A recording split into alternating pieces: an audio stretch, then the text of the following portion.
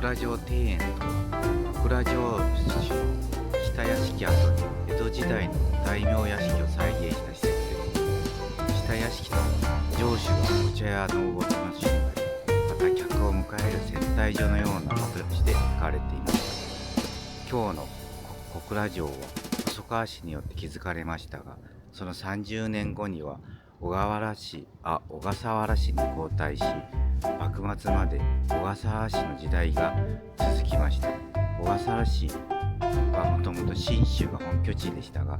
一族が各地に広まり、小倉小笠原家はその本家にあたる総領家と呼ばれていました。霊峰や流鏑馬で知られる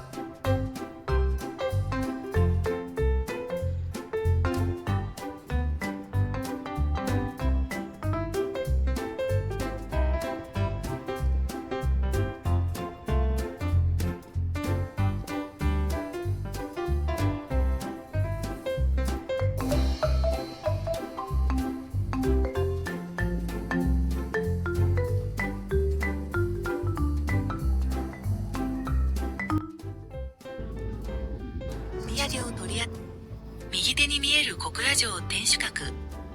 水堀と天守閣の土台となる天守台が直接つながるのは大変珍しく、松本城、小倉城などごく一部でしか見ることができないものです。なお、天守閣入り口は左へお進みください。右の白壁に沿って進むと小倉城庭園です。池を眺めながらゆったりとした時間が過ごせ、茶道など各種日本文化を体験できる施設です。左にある施設は、ご休憩やお土産を取り扱う白テラスです。観光案内も行っていますので、お気軽にお立ち寄りください。